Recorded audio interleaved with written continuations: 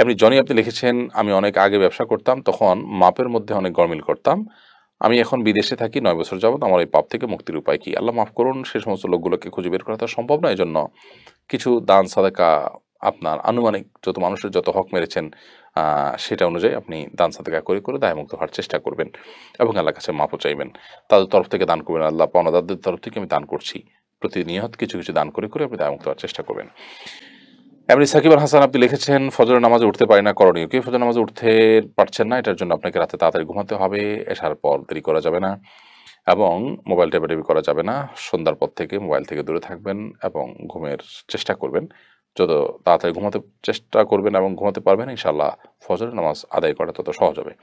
মিজানুর রহমান আপনি লিখেছেন, যদি কোনো ইমাম বিয়ের উপযুক্ত ৩৫ বছর হয়েও বিয়ে না করে তার পিছনে নামাজ হবে কিনা? যদি বিয়ে না করাতে তার কোনো অসুবিধা না হয়, কোনো গুনাহে লিপ্ত না হন তিনি, তাহলে সেক্ষেত্রে নামাজ জায়েজ হবে। নাদিয়া সুলতানা খুশি লিখেছেন, বাসায় কি পাখি পালন করা যাবে? যে পাখি বাসায় পাখি পালনযোগ্য বাসায় পালনযোগ্য পালক পাখি হিসেবে আপনার এখানে প্রতিপালিত হয়ে অভ্যস্ত, যেমন যে টিয়া ইত্যাদি, তাহলে সেক্ষেত্রে সেগুলো পালন করতে কোনো অসুবিধা নেই। মাসুদ এআইডি থেকে আপনি লিখেছেন, ফরজ নামাজের পর যে তাসবিহগুলো আছে এগুলো কি পুরোপুরি নামাজ শেষে পড়া যাবে নাকি ফরজ নামাজ পড়েই পড়তে হবে? ও আচ্ছা, ফরজ নামাজের পরের তাসবিহগুলো, দোয়াগুলো, জিকিরগুলো কি আমরা না ফরজ নামাজের পরপরই পড়বো না সুন্নত পড়ে পড়বো? হানাফি মাযহাব উলামা ইকরামের দৃষ্টিকোণ হলো সুন্নত পড়ে তারপরে পড়বেন একসাথে। অন্যান্য উলামা ইকরাম অবশ্য সালাম ফেরানোর পরেই এগুলো পড়ে তারপর সুন্নত পড়ার কথা বলে থাকেন। আহমেদ সাব্বির লিখেছেন, আমি একজন প্রবাসী, আমার আব্বা এবং আমার আম্মা এবছর হজ পালন করতে যাবে। ইনশাআল্লাহ আমি তাদেরকে হজের অর্ধেক টাকা দিতে চাই। এটা কি জায়েজ হবে?